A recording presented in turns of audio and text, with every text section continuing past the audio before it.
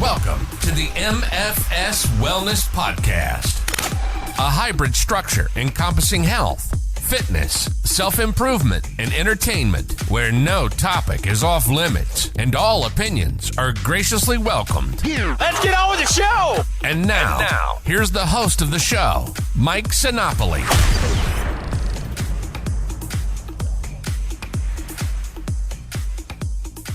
Welcome to the MFS Wellness Podcast. I am Mike Sinopoli, certified nutrition coach, consultant, counselor, call me whatever you would like. On this episode, I have brought in yet another guest. She is a friend of mine, two-time bikini competitor, MIT employee with a master's degree, and an all-around fitness enthusiast and inspirational individual. This is Meghan Burke. Meghan, how are you doing? I'm doing great. I'm so excited to chat with you. It's been a long time coming. Yeah, it has. We've been connected through social media. Obviously, like most of my connections are, it's fitness related. And some of us, we just sort of gravitate to each other a little bit because we're on the same level and the same mindset. We've kind of gotten out of that diet mentality. We've kind of seen the light. We see that the mainstream is not beneficial for us at times. And then there's different ways around things, and we're not always given the best information, and we all started confused. We all started somewhere, and that's why we have you here, because I've followed you for a while, and I know enough to see that you can be a great inspiration to not only women, but men too, and how to take this thing from where you were, the confusion, maybe some disordered eating, to being a competitor, to wherever you are now. So to get started, let's just start from the beginning. Where do you want to start about you? Where were you when you really started getting into any sort of diet, fitness, and where were you along the way? Yeah, so I think I have to start at the beginning. I wasn't always in this fitness lifestyle. In fact, I actually grew up overweight for most of my life since I was a child, essentially. Through my senior year of high school, I was probably close to 80 to 90 pounds above where I am now. So more overweight. And my parents were not overweight, but I did not like sports. I didn't like running. I didn't have any sort of active lifestyle. I was big into studying and musical theater. My lifestyle was very different than it is now. And when I was a senior in high school, I wanted to go to the prom. And so I really wanted to actually ask this boy to the prom, but I didn't have as much confidence as I do now. In fact, I didn't even have any sort of boyfriend until I was close to 21. So I started working with a personal trainer at a local gym, and she helped me to lose about 20 pounds in a couple of months prior to my prom, my senior year spring, and ended up asking this boy to go to the prom with me. And from there, I think it really sort of lit this fire in me, this addictiveness of, losing the weight. And at that point, I wouldn't even, consider myself fit, but I was less overweight, I would say. So when I went to college, I started running. I didn't have a lot of friends in college, and that was really where I became very underweight. So I think I went from around 180 to 190 pounds to 115 pounds in a span of about 2 years. And I was running like everywhere. I'd run, 10 miles a day, would run in the winter, would run before class. And I had no idea, how to eat properly. And so I would, stop eating at 4 p.m. and just skip dinner. I would eat fruit cups between classes. It was a very poor nutrition, like my hair was very thin, that sort of situation. So that was really the catalyst of things. Okay. And what did you do to backtrack just a little bit, when you first lost that 20 pounds to get you that confidence to go ahead and ask this guy out to prom? Do you remember what you did, what that entailed, how you lost that 20 pounds? Because that seems like that was maybe the start of your fitness weight loss journey. And then maybe what were you told, and how did you lose that 20 pounds that maybe kind of went into like this disordered eating way of low cal and running? Yeah. So the personal trainer I worked with, her name's Maureen, who I still speak to this day. So it's a really cool full circle. But I felt that she was a very positive influence on me. So nothing was drastic. We started with a lot of walking, a bit of weightlifting. I couldn't even hold a plank for a minute. So that was really where we started, just starting the basics, because I truly, I could not run a mile. I had no fitness background whatsoever. I played sports here and there when I was in my youth, but I never enjoyed it. I would actually, anytime in gym class, I would try to cut corners to try to get out of things. I really hated fitness. And so at that point, Maureen and I would start to get into nutrition. And I remember specifically we went grocery shopping together, and she was, instructing me, this is, a good way that we can start to make better choices, getting berries,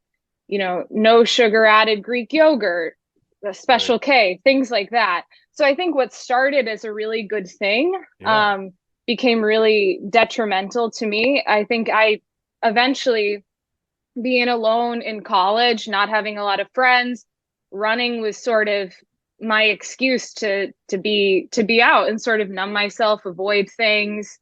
And essentially, nutrition really fell by the wayside for me. And I developed sort of this orthorexic thing. I remember coming home to Thanksgiving and a lot of my family making comments that I looked very gaunt, very unhealthy. Mm-hmm. And I remember all I could talk about was, oh, this salad dressing is, 14 grams of fat for 2 tablespoons. And that was all I could talk about.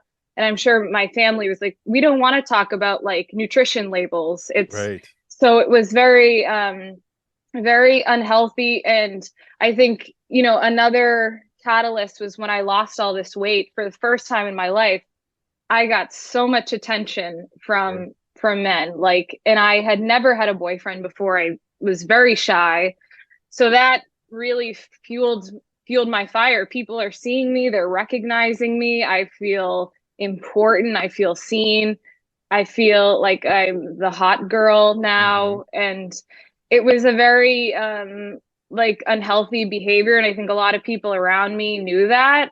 I think for many years, I had this idea in my head, I can't eat past 5 p.m., which was just this completely ridiculous, arbitrary, timeline. So that whole period was a lot of rules, a lot of, nonsense with,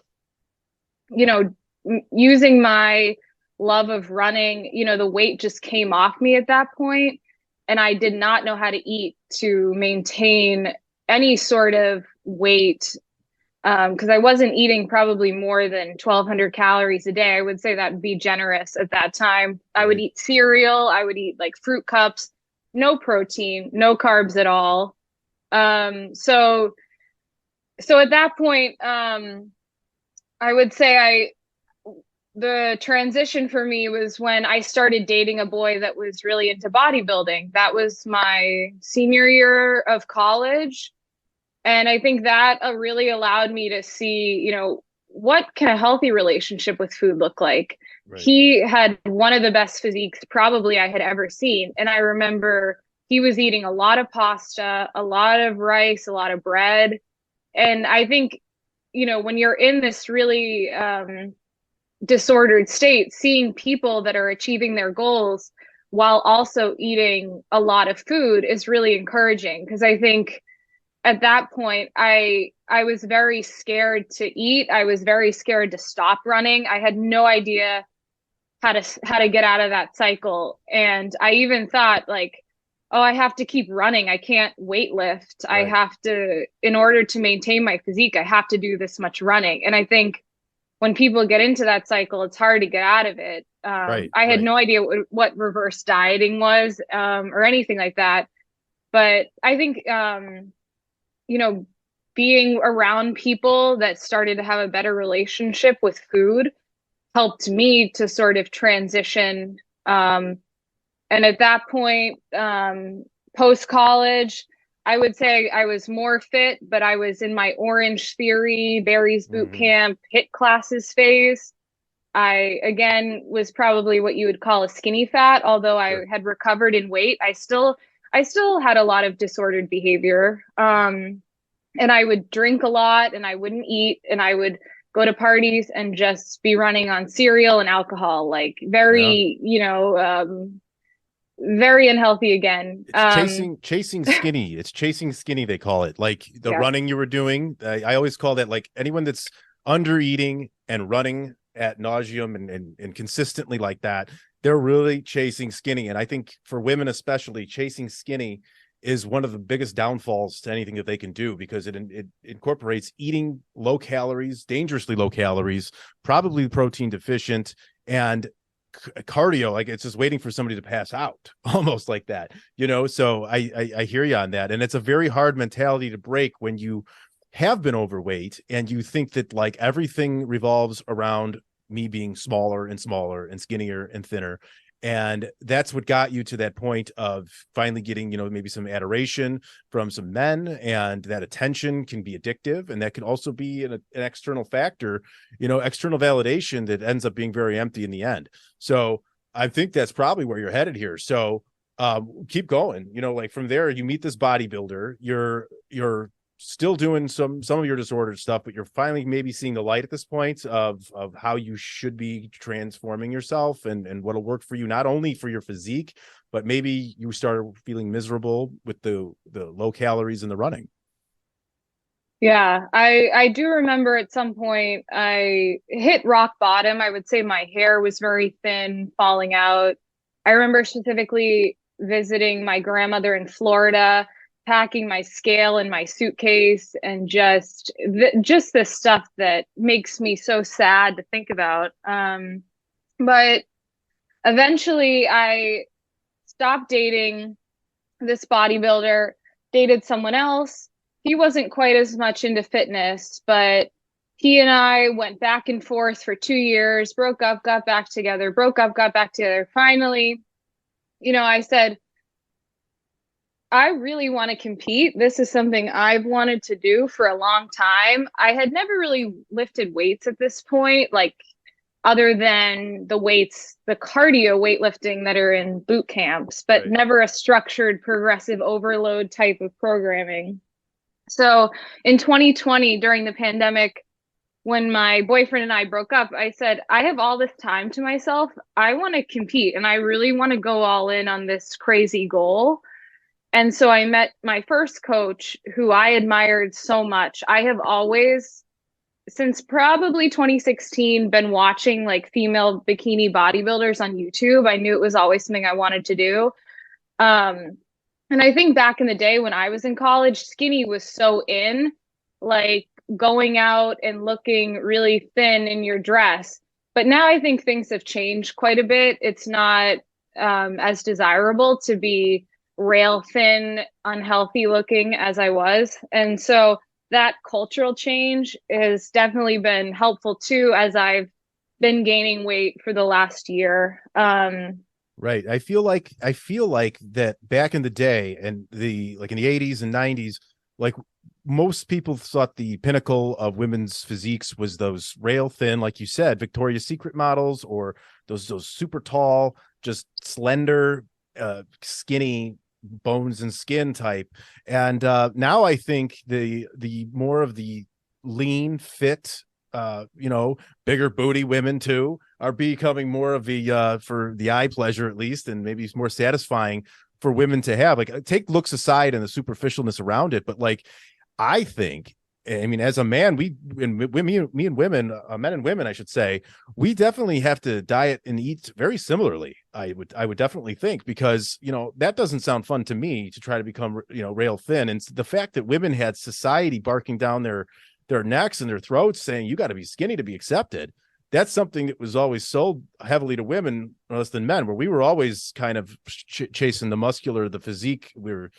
We have to eat food and go from there. And even men that I work with and talk to, they still aren't in a calorie surplus or understanding of that. But to go forward, you're starting to get into the bikini competition. So do you reach out to this bikini coach and then kind of go from there?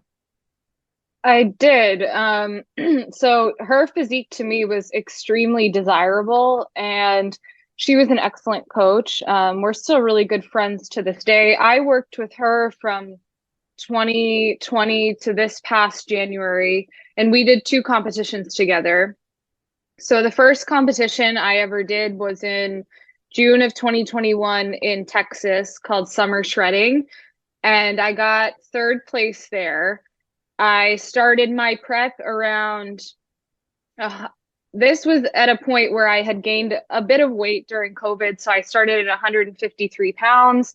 I stepped on stage 7 months later at 128 pounds. So that was my first competition. I got 3rd place. Congrats. Thank you. And what's kind of crazy about bodybuilding, which I came to learn, I felt very in shape, but I didn't have a lot of muscle. So I didn't look as good as some of the other females. I think it does help to be lifting for a good amount of time. When you diet down, you don't have a lot of muscle. You do look like a runner. You do look very thin. So I took a little bit of time off, around 3 months, and then I stepped on stage again the next October at a local show. And I was 10 pounds lighter at 118 pounds.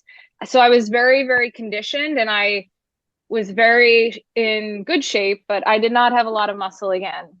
So what did you do? So I got 2nd place there as well. That's congrats. That's great. So what did you do? Like, say, going back to like your first run, the 7 months, what was your training? Like, could you just tell us sort of what your training was like, so that maybe anybody that is listening to this podcast that may be thinking about doing a bikini competition, you just kind of went from being into fitness to just sort of jumping right in with a coach to get to the stage. So what was that 7 months like in short, like just from a high level, like were you in a deficit most of the time, a surplus? Because you said you didn't feel like you had the muscle on you. So I'm curious to know how much time was spent building muscle versus shredding down in that 7 months. Yeah. And this is one of the big things. If I were to go back now and do it differently, I would have not come to my coach and prepped right away. I would have taken over a year to build muscle, because I think I would have looked completely different. Mm-hmm. So if you don't have probably 2 or 3 years of weightlifting under your belt, if you start dieting for a show, you're likely not going to be as happy with how you look, because when you strip down body fat, what's going to be there? Skin and bones if you don't have muscle. Right. So I would have done that differently. I started prep right away, and I would do 5 days a week of lifting, a bro split. So a shoulder day, a back day, glutes and legs, and then, another glute day. Can't exactly remember the order of the split, but I remember it's 5 days. And I started eating pretty high calorie. I've always been someone that can actually eat quite a bit, high metabolic capacity, I would say. So I started around 2,800 calories. I think we finished at the lowest, probably like the 1,500 range. So it was over the course of like 20 plus weeks, I think. I can't exactly remember, but it was very slow, because with bodybuilding, you want to preserve muscle. So we're not looking to do more than a pound a week. Right. But it was harder, because I think the more muscle you have, you don't have to get as lean, because you can diet down. And, for me, I should be stepping on stage at a bit of a heavier weight. But if you're dieting down too much, you have to see your tie-ins, you have to see your muscle. But I think having more muscle allows you to eat a bit more, and you don't have to get quite as lean. So I would do that differently next time, which is what I'm doing now. Eventually. Are you doing another one at all? Are you planning to do anything different? Are you doing bikini again, or is there something different that you're looking for? Just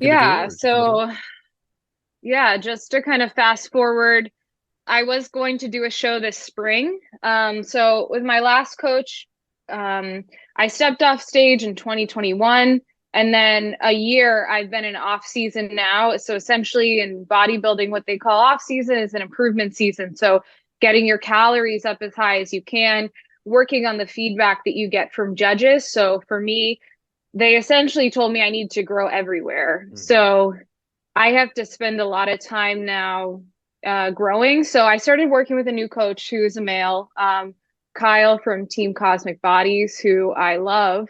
But we've been working together now for 2 months, and he suggested, I know you wanted to compete this spring, but let's take some more time off. Bikini now is very, very muscular. It's not sort of like the Victoria's Secret swimsuit that it was, back in the day. Right. The women have a good amount of size, so striated shoulders, striated glutes, really round glutes, and a pretty intense V taper, good lats, good development.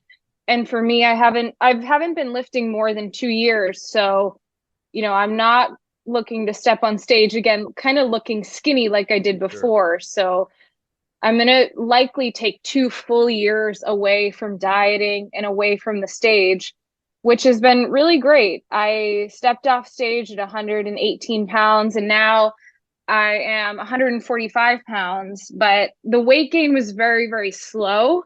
So a lot of people likely will gain weight a little too quickly coming off a restrictive diet, but we did a very, very slow reverse diet. So I was gaining about 2 pounds a month now over the course of a year and a half.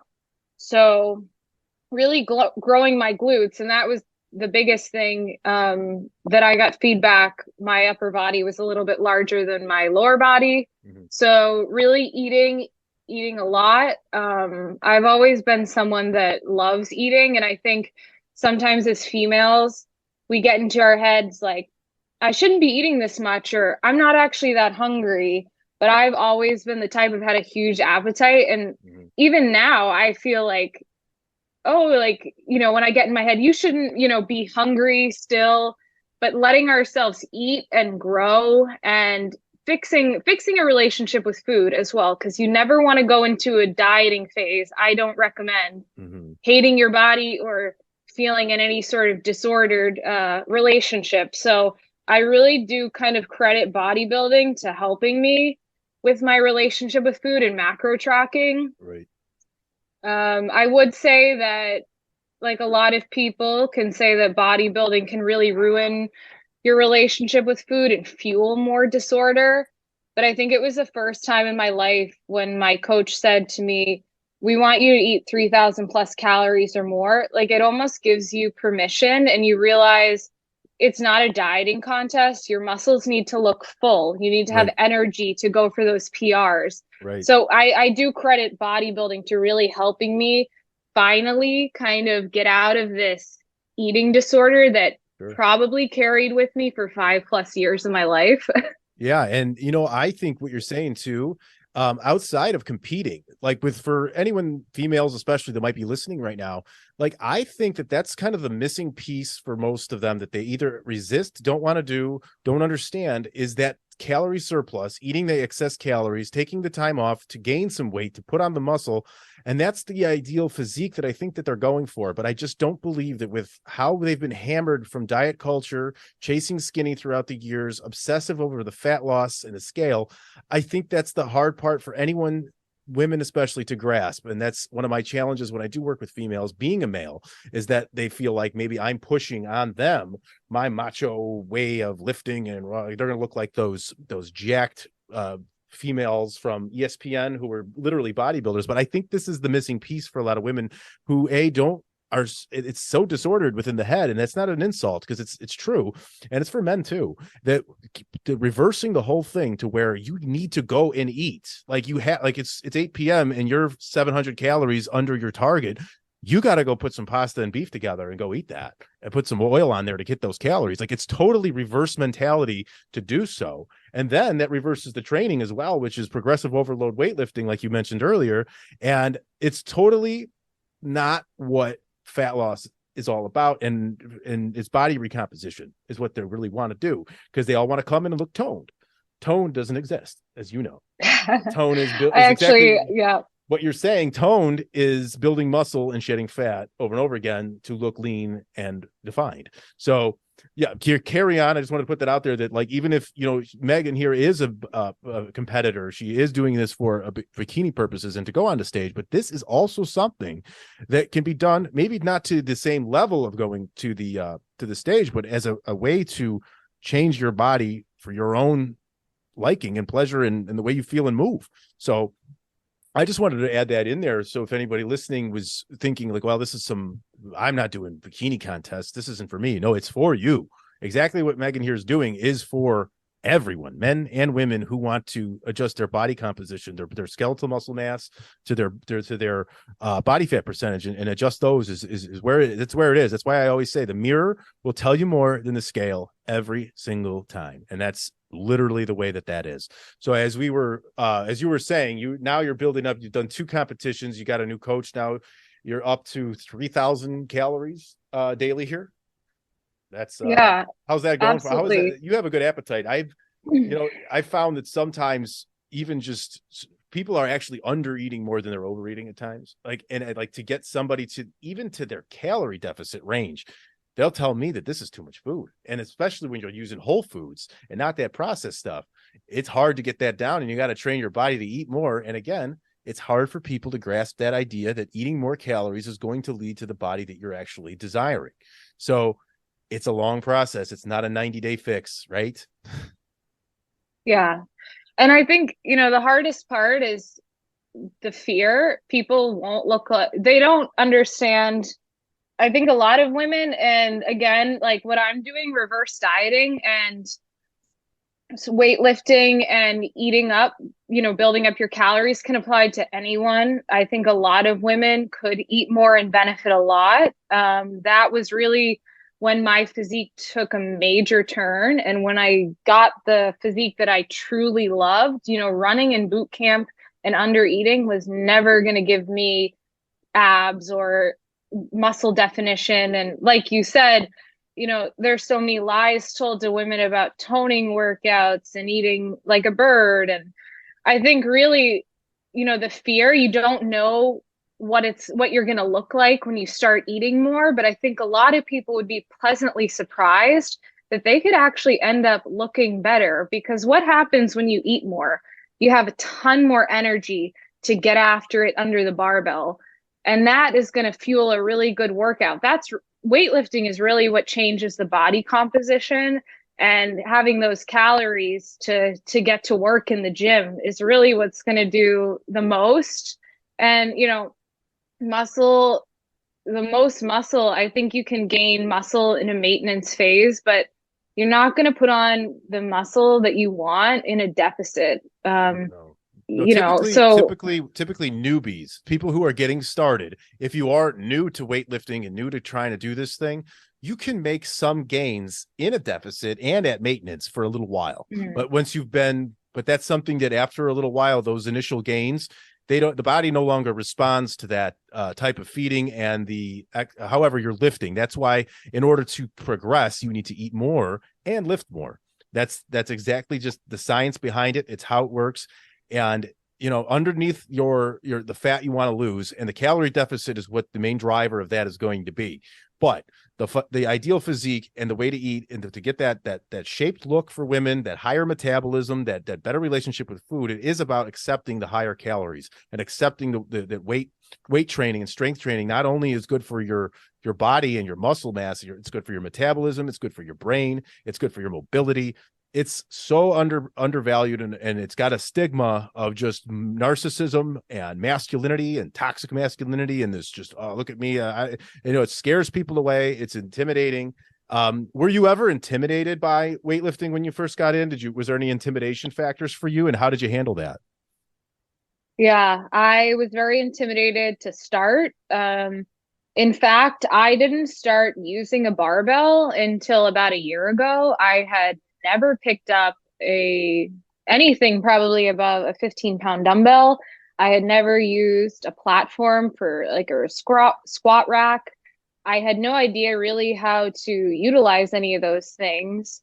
I again lifted lightweight, and I didn't start really training like a true bodybuilder with more, I guess, intentionality until about a year ago, which I can go into that a bit more too, the process of how you get from maybe glutes you aren't so happy with, flatter glutes, to something a bit more shapely. And I truly think that, not everyone wants big glutes, but I think the stronger your glutes are, that will help you in your lifting in your day-to-day life. Strong glutes are secure, mobile, stable. So I think any woman could really benefit from, adding some of these more compound lower body exercises into their routine, but asking for help, like, was what I did. So whether it's not a coach, maybe it's someone at your gym that's a personal trainer or someone that you really trust, or if you can, send form videos to a coach or ask for help, because I think a lot of women, they don't know how to deadlift or to squat, and that might not be the place for them to start. You don't want to get hurt. And I am still learning new things myself too. I send my form videos to my coach every week, learning how to deadlift properly, pull slack out of the bar, hip hinge movements.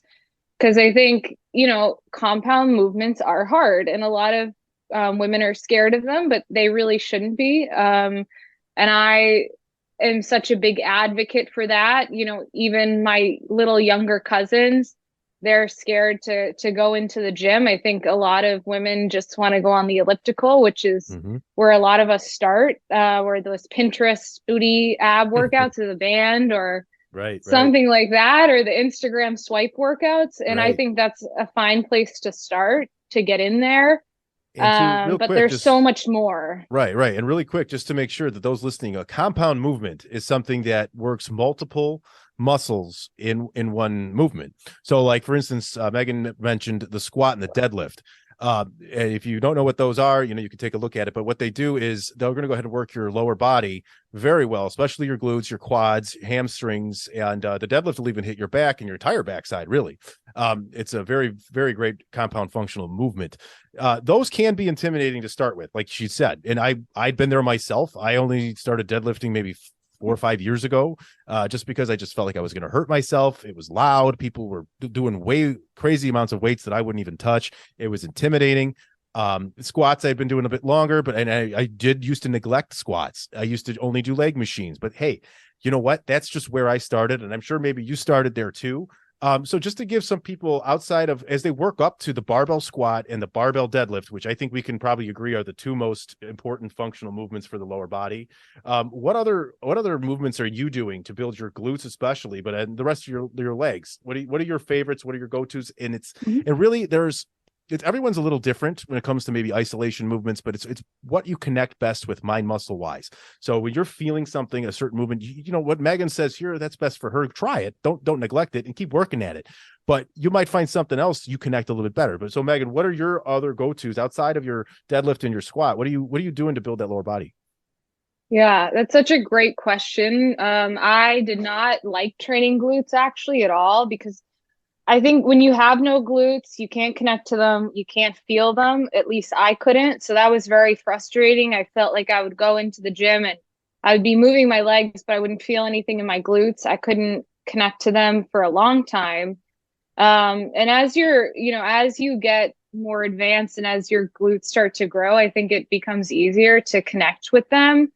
But I think using a band for, glute activation, I always do. And I know that some people are kind of against a band, but I really like to do, side to side band walks, do a hip thrust, or basically a glute bridge on the floor with a band, some kickbacks with the band, and really warm up quite a bit. So for example, if you're doing a squat, to start lighter weight until you really feel it, think about your glutes moving you up versus your quads, because I think a lot of times women can feel their quads in these kind of movements, and thinking about going up with your glutes and starting with lighter weight until you can actually feel that connection.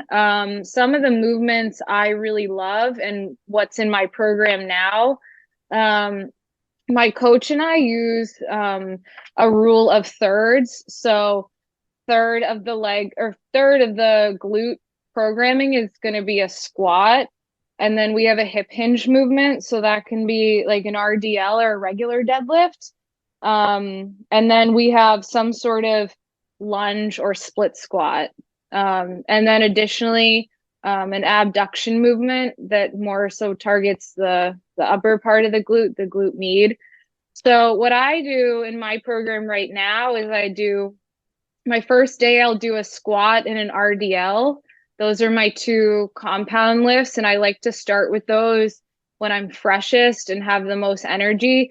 I eat a really big meal before my glute training. So for me, that's about 700 calories. But if you're not used to eating before a workout, which I never used to do, and I do think that made a huge difference, having I would say 50 to 75 grams of carbs, and maybe you don't have that much to allocate, but I think that does help a lot with performance, having a good meal in you that can digest well, but also gives you enough energy.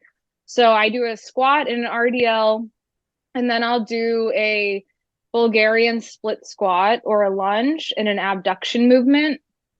And then I do 2 glute days a week. And on my second day, I'll do squat again and a hip thrust, some sort of variation, a hyperextension, which is on a reverse hyper machine. And that's more so targeting the upper glute.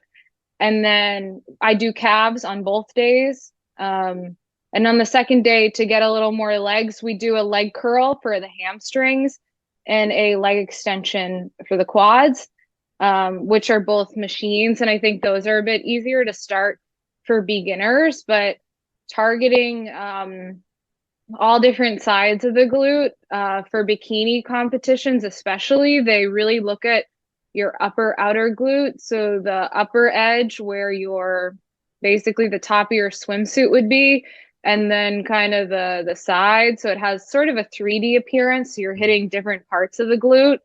But you also don't want to neglect the hamstrings either, because those feed up into the glute. And when you're lean enough, you'll see a tie-in, which kind of looks like a diamond shape.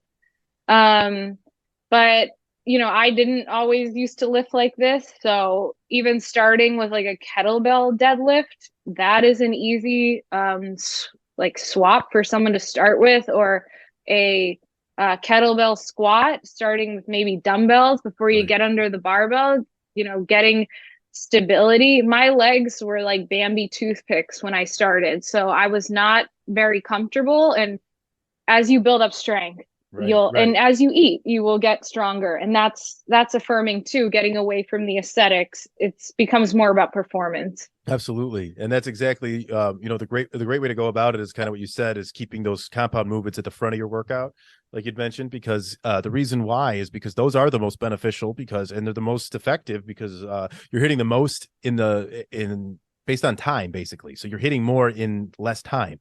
So, and you want to have the most energy for those. So you put them in the front, you eat enough beforehand. And that's the ones that are going to you really want to monitor the progressive overload on that. And that's what I wanted to ask you again about, that is progressive overload. How are you to build? You have to keep on adding more of something, whether that's frequency, weight on the bar, a rep, a set, a day, whatever it is. How are you progressively overloading to make the progress you've been making? Because I have been following you obviously for quite some time, and I am noticing and seeing your progress, and it's quite good. It's quite excellent, actually, and it's very noticeable even from a virtual standpoint here. So what are you doing as far as progressive overload goes to truly grow these muscles?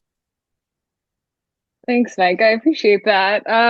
So what we do, my coach and I, is called a double linear progression. So what we do each week is he will take away either 1 rep or add 1 rep. So if we're adding 1 rep, we can use the same weight, but do 1 more rep.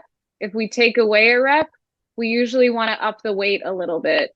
So that is a good way either to up the weight with fewer reps, or to take away a weight and go or take away a rep and go higher weight. Hard to explain that, but yeah, that's essentially what we're doing, sort of a linear approach. And I think I don't want to neglect also the importance of deloading and rest days, because as I have kind of talked a lot about hammering yourself in the gym, which we never want to do that, of course. In fact, I only do 5 leg/glute movements each day, and I train 2 days a week. So, there's no need for junk volume doing 12 exercises, which I used to do because I wouldn't pick up heavy weights. I would just do a ton of crap, Right. really. And so And now I take three. that's another thing. I'd have to cut you off, but that's another thing to anybody listening who's still resisting lifting heavy weights. One of the main reasons why people don't go to the gym and don't train, one of their main excuses, I should say, is time. I don't have time. But when you're training this way Meghan is, and the way I would train in a surplus and in a deficit, you are literally going to do more in less time when you add weight and get stronger in that way. When you're doing compound movements at heavier weights, you don't need to be in the gym as long. You're going to work more muscles in a shorter amount of time, and you're going to have more weight in the session done in one rep. So as you add it up, you can do lighter weight, but you're going to be there longer. You're just going to have to be there to add that up. If you add all the weight you lift over like low reps, you have to do a lot of sets, a lot of reps to equate what you were doing in one squat and one movement of heavier weight. So it's a time saver. So that's another reason when you say, I don't have time. Well, then start lifting heavy, start eating more food. And I'm hungry, hunger, time. These are things that take people away from training, but these are things that we can use to our advantage. Just like Meghan is here and how I've been doing it too. And how anyone competing or changing their physique is doing it. That's really the best route to go scientifically. So I just wanted to jump in and state that. Because that's so important to the way you're training and how you're doing it and how you're eating. It's so reverse of what we're told. It's so reverse of what everyone's going for. Everyone's just got that, I want to lose 20 pounds. I don't care what it takes. But we don't learn anything. We don't train any differently. We are still fearing the foods that we used to eat. And like, we're talking too, like, what is your diet like too? I wanted to get into that, the training and everything, we can go on forever with that because everybody's a little different. We can just pick that apart. Between you and I, we'll be here for 5 hours talking about training, I'm sure. But your diet, like you said, how much you eat, which is up to 3,000 calories a day. What type of foods are you eating? Now, I see what you eat, what you share on your Instagram. It all looks very, very delicious. So like, why don't you just put out there like some foods you eat daily? What's your go-tos? And, they don't always, just whatever it is. People think it's always got to be chicken, rice, and broccoli. What are you doing? Yeah. And as we talked about before, I have had experience doing a meal plan. I've also had experience doing macros. My last 2 coach, I've been doing macros, but just as a time saver, because I am eating so much, I'll often put together a meal plan out of my macros and just copy and paste in MyFitnessPal. So essentially can be a meal plan as well. But that is the shift that I made to macros was really what stopped me from gaining weight again after every diet I did. Because I incorporate things every single day that I love. So my last meal plan, we had what was called like a sweet tooth hack, which was a scoop of protein powder with water with almond butter, which if you're really hungry and you're dieting, sure, that's fine. That's okay. But for me, I never felt like, oh, I really enjoy this. Mm-mm. So that doesn't sound like it's going to hit my sweet tooth at all. No.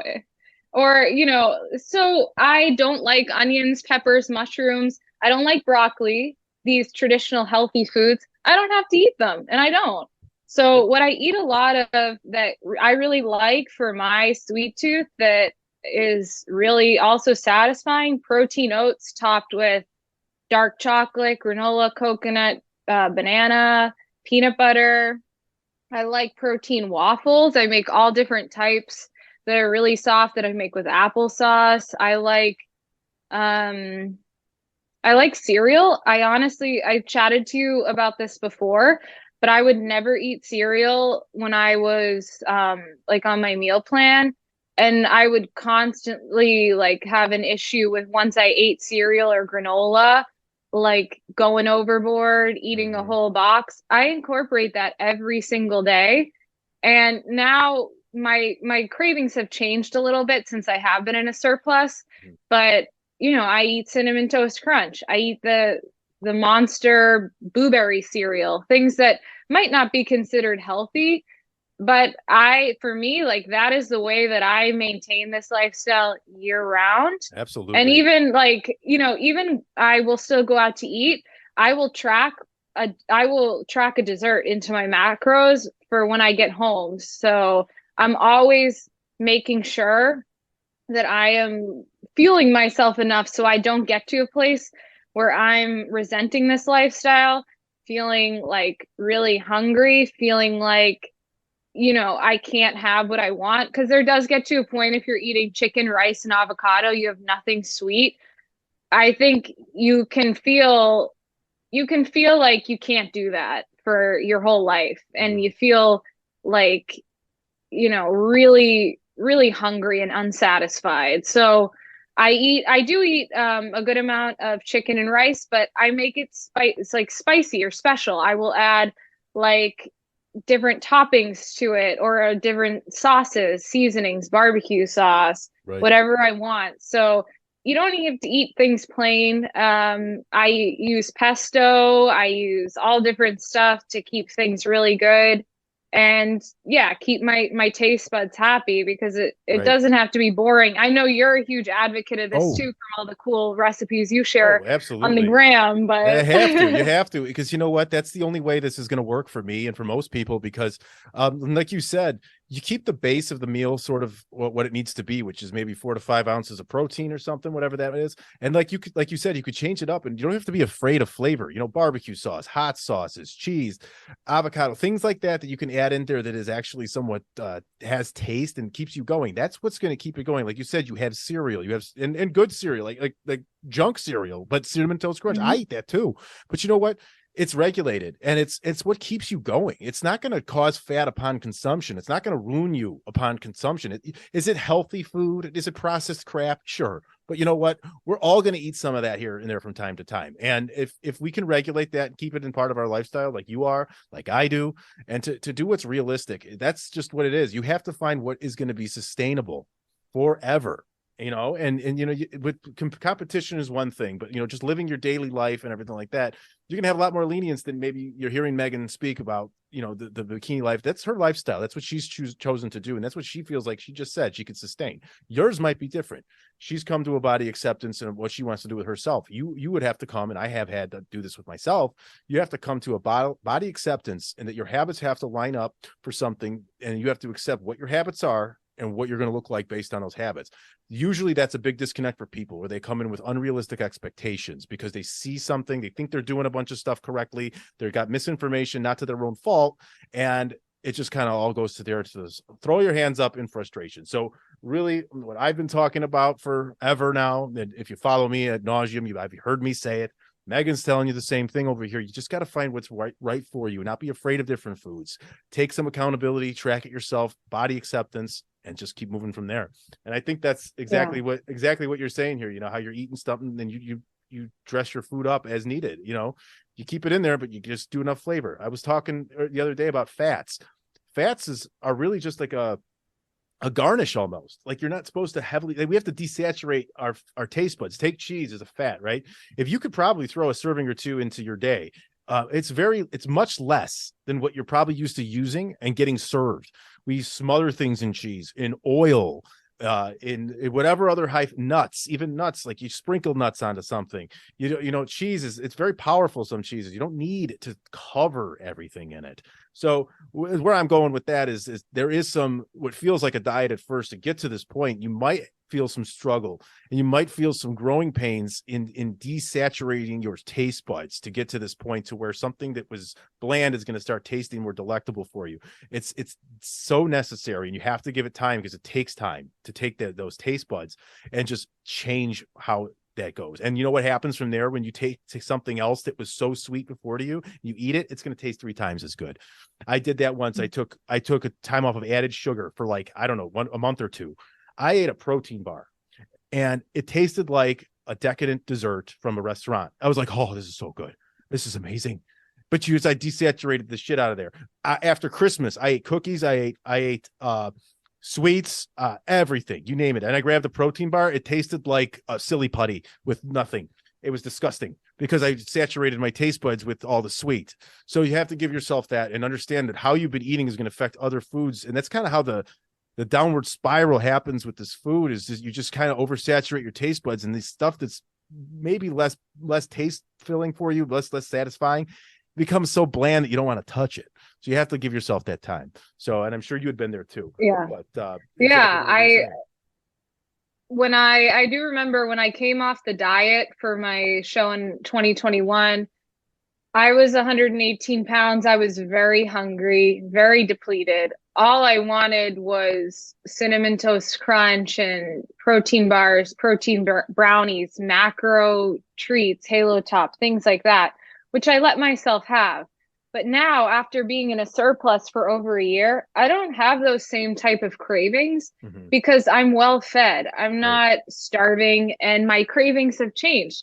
I don't even really crave cinnamon toast crunch because I know I can have it, and I know I can have it at any time. And we were talking about this, I think, over the summer. I had wanted crumble cookies for like probably over a year, and I wouldn't let myself have them. I had them, and I let myself have a couple of pieces of each one. And now I'm like, oh, that's actually disgusting to me now because it's so sweet. It's so sweet. Kind of nasty, but right. And I had a crumble cookie myself once.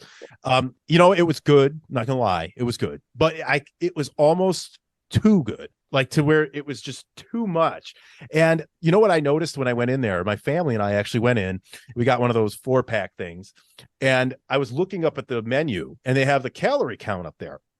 But what they do, and I don't understand why the hell they put it in grams for like even, a half of, like a fourth of the cookie. A quarter, yeah. They said, okay, I looked at the cookie. I'm like, oh, it's 125 calories for that cookie. That's not that bad, I said. But then I looked closer and I was like, oh, wait a minute.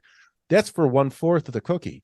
Why are you doing this? Like, no one's going in there and eating a fourth of the damn thing.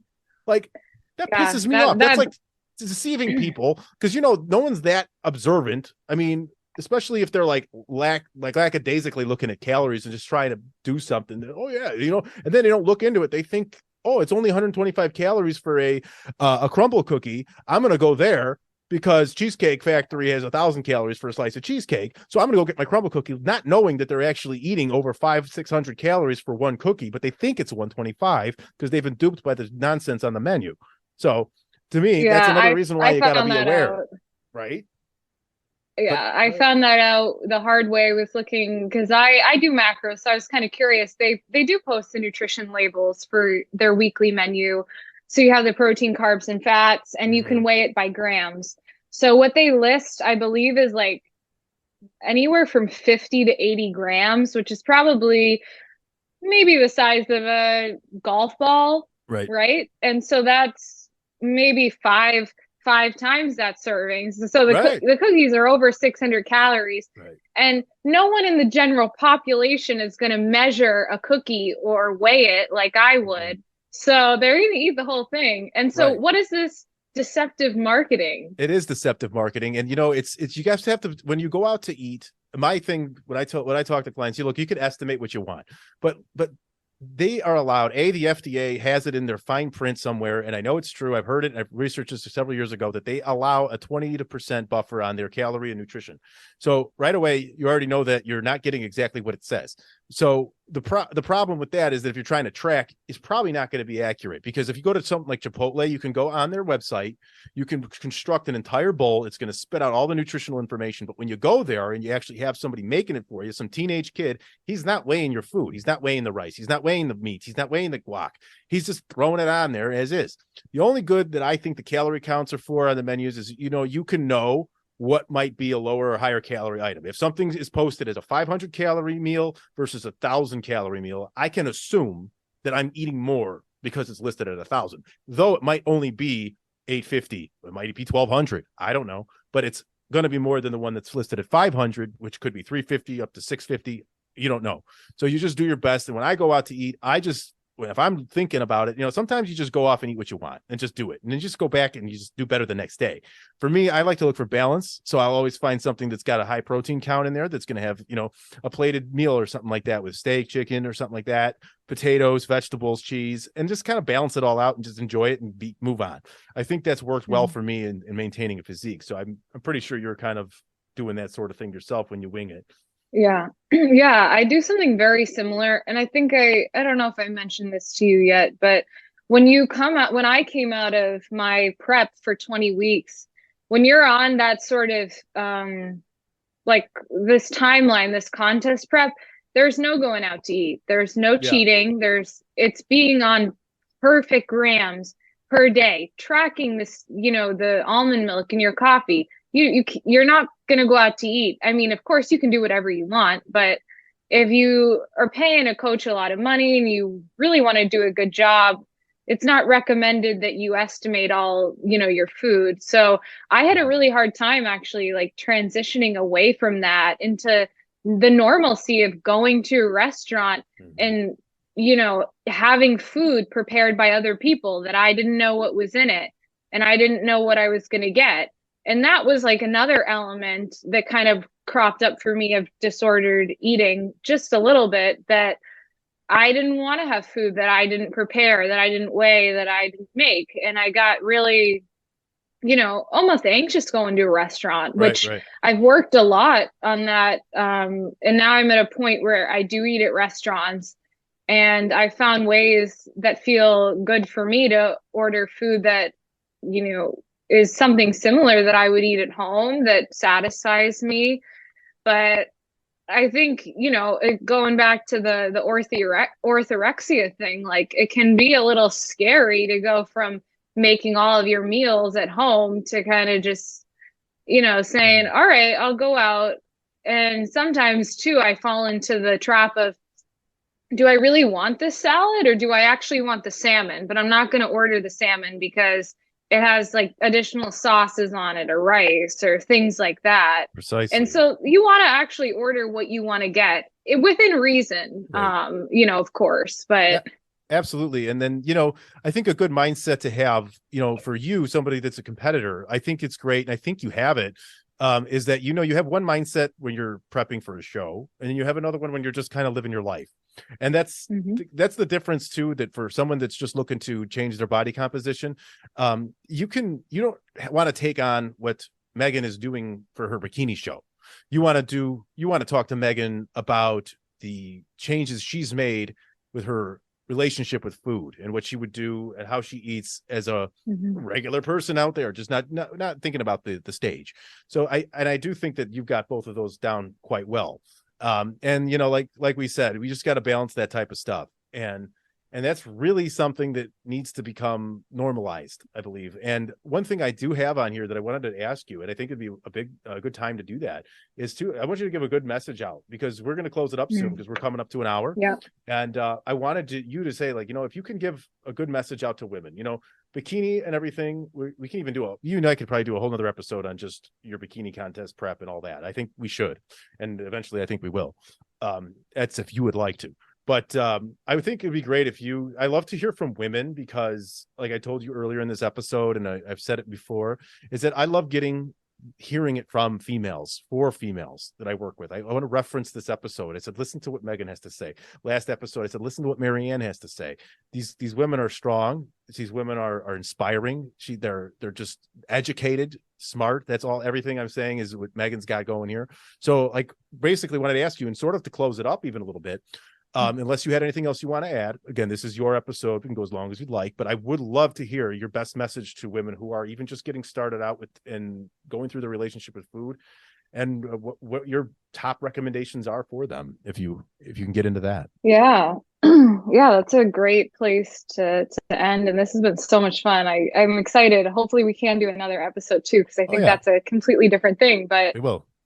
Yeah, so just to kind of end, I had a couple of things that I wrote down here. I think the number one thing that I would like to express is that your body is not a scapegoat. So when you're going through stress or life struggles, to not take it out on your body or deprive yourself through over-exercising or under-eating, and running from your problems by potentially under-eating or over-exercising again is just going to keep them coming back tenfold. So for me, and what I'd like to tell a lot of women is that, love yourself enough to make the hard decision to let an eating disorder go, to let go of the scale.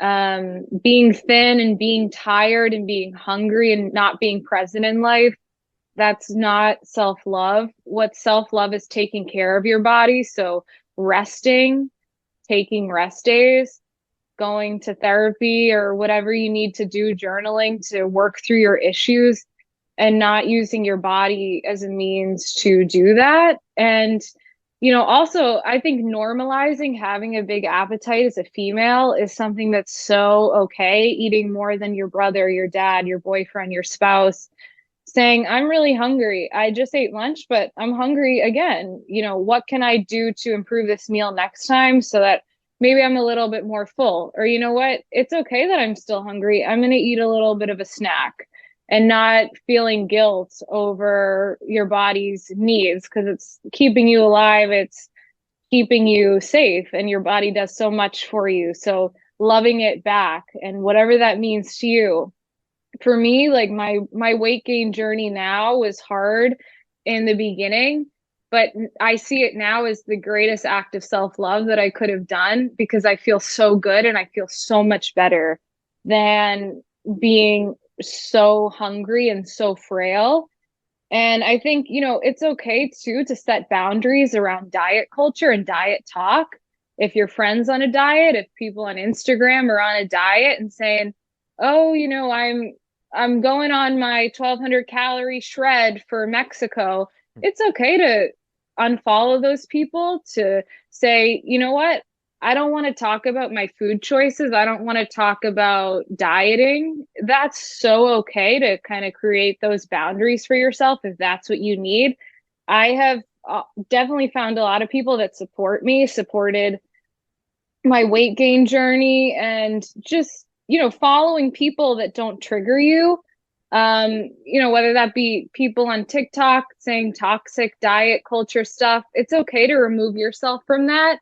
And following women that make you feel good, whether that's strong women, power lifters, CrossFit women, whether that's women that do yoga. It doesn't have to be a certain body type, but just, making sure that if you're struggling, there also are people that can help you. And so I work through constantly with my coach and through therapy, and whatever you're struggling with, like, you don't have to go through it alone, and you don't have to say, oh, I'm so weird, I'm the only one going through this. And yeah, life is so much more than about thinking about calories at a restaurant. Like, yeah, it takes away so much of your quality of life. So yeah, that's it, I think, really. That's great. No, that's an excellent way to like kind of wrap it up a little bit there, and give that great message out there. And I have actually a message out there for men, and I've seen it happen. I have some other friends in the fitness area, women who are very fit, and some men will drop very unflattering messages to women. And not even, I'm talking in a sexual sense. I'm talking more or less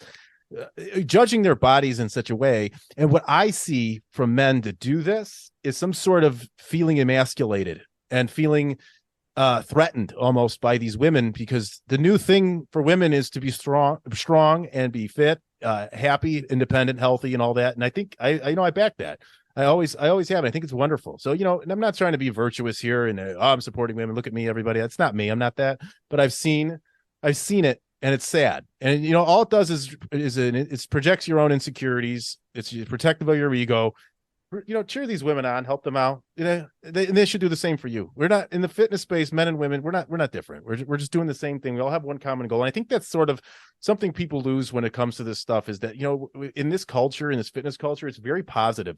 It gets a narcissistic stigma set to it. But I think we're all in the same position, to where we're all just greater and a little bit elevated over the nonsensical crap and the superficialness of it, to where we just know we're at a common goal level here. And once you hit that, that's the common thread between us all, that we have this awesome environment in the gym and just together. And it really is great. And it really is something that's elevated away from these things that we were talking about, these toxic diet cultures, this way of eating, these processed foods, all these things that we're just throwing at us, and these low calorie diets we just talked about.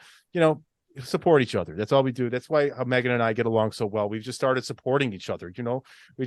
We have the same, we're like-minded. We can, it's wonderful. And you make new friends that way. And it's just great. And you just come together on a podcast here. We can share this. This will be documented forever. And we can just, hey, listen, this is how we get along. This is how we got together, how we met, and how we became, friends over a virtual platform. So I think it's great. And speaking of the virtual platform, if you don't mind, if anyone is listening, wants to get a hold of you, what's a good way? Maybe Instagram to follow you, to drop you a DM, to ask you a question. Is that acceptable for you to share? Yeah. And I just want to say finally, Mike, one of the things that I think you do so well with supporting women that you coach and women on this platform is encouraging them to, take up space, to be bigger. Occasionally I will get a DM that says, why do you want to be bigger? Small is good. That sort of thing is not gonna help. So men like you take note, because you're awesome and you help so many women too.